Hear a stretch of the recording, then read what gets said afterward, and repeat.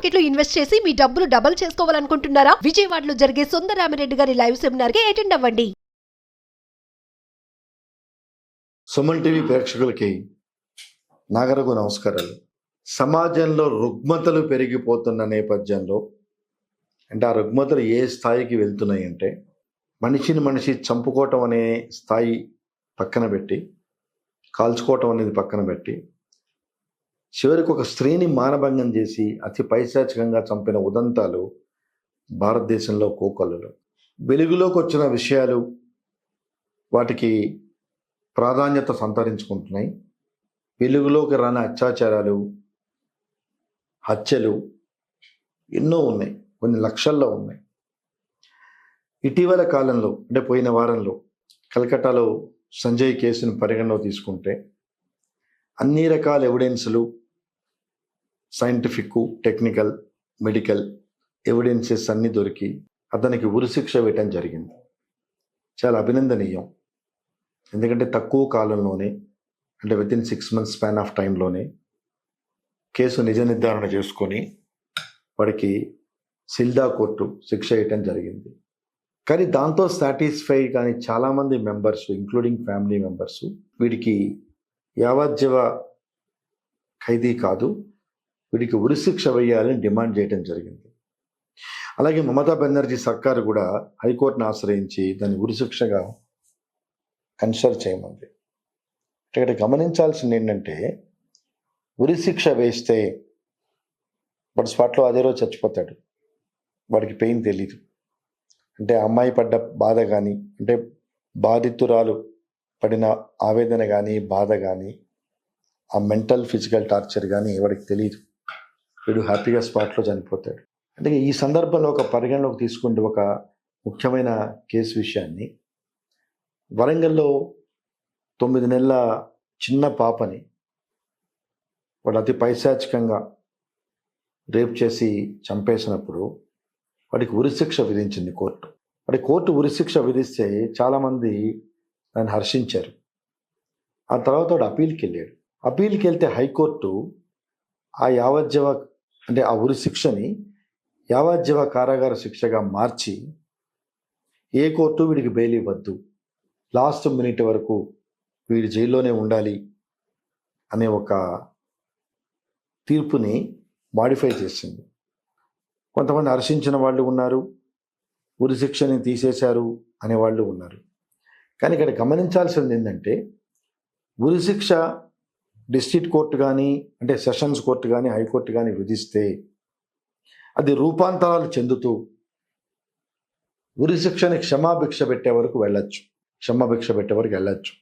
There are possibilities.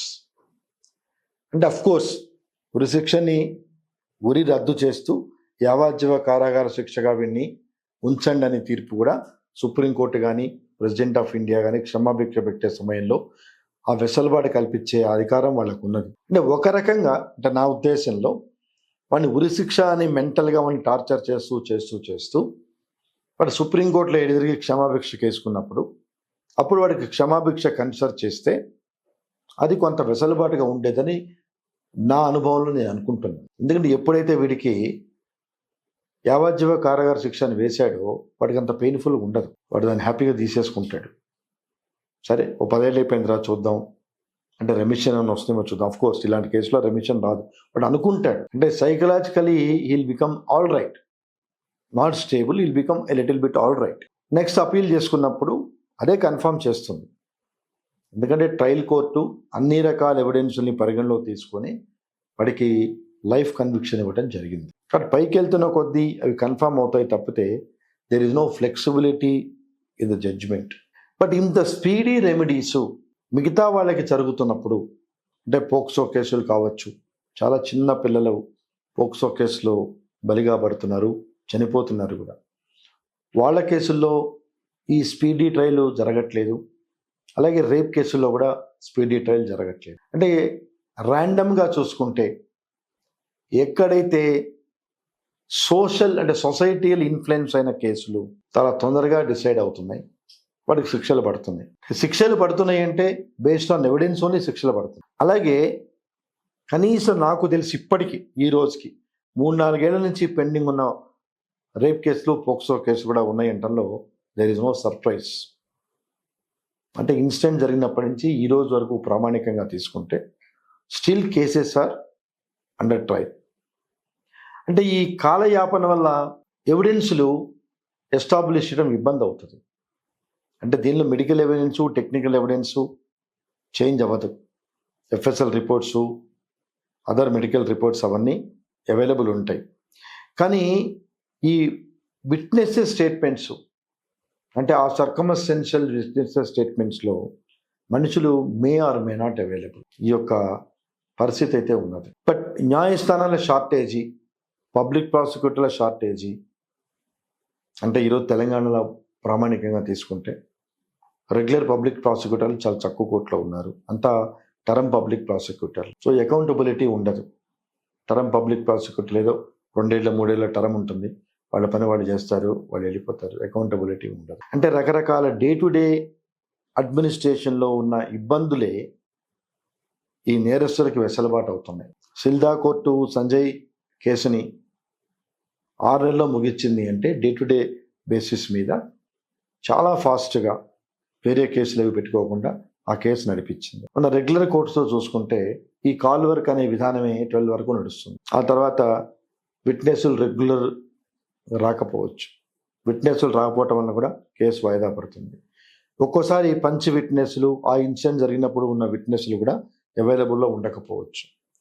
So ఇట్లా రకరకాలైన practical administrative problem వల్ల కేసు రిజల్ట్ డిలే అవుతుంది.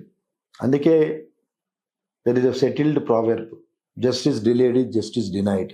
ముఖ్యంగా ఇలాంటి సోషియో కేసుల్లో, అంటే సంఘాన్ని ఇబ్బంది పరిచే కేసులు ఇవన్నీ, ఈ రేప్ కేసులు కానీ, మర్డర్ కేసులు కానీ, ఇట్లాంటి కేసులు, వీటిలో జాప్యం ఎక్కువ జరగకుండా సత్వర న్యాయం బాధితులకు జరిగినప్పుడే జనాలకి న్యాయ వ్యవస్థ మీద భయం, నమ్మకం ఉంటుంది. ఈరోజు కేసు జరిగితే అది డిసైడ్ అయ్యేప్పటికి 2-3 ఏళ్ళు పడుతుంది. మళ్ళీ మనకున్న ఫ్లెక్సిబుల్ జ్యుడిషియరీ సిస్టమ్ వల్ల that is not final, that punishment is not going to become final. Again దాని మీద అపీలు, రివిజను, ఎక్సెట్రా. పోనీ అదైనా స్పీడీగా ఇంప్లిమెంట్ ఎఫెక్ట్ అవుతుందా అంటే again it's have its own barriers. So నేర తీవ్రత, సత్వర న్యాయము జరగనంత వరకు it is very difficult to control crime system. Crime rating పెరుగుతూనే ఉంటుంది.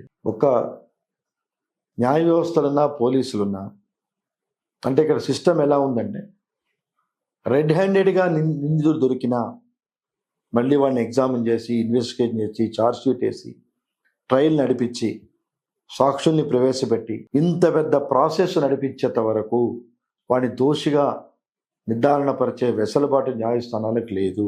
సో ఈ రకమైన లాంగ్ పెండింగ్ ప్రొసీజర్ వల్లే నిందితులు తప్పు చేసినా కూడా తప్పించుకోగలుగుతున్నారు. అలాగే న్యాయస్థానాలు కూడా ప్రయారిటీ బేసిస్ మీద కాకుండా ఎక్కడైతే మోర్ వైబుల్, మోర్ హల్చలైన కేసులు ఉంటాయో ఆ కేసుల్ని వీళ్ళు ప్రయారిటీగా తీసుకొని డిసైడ్ చేస్తున్నారు.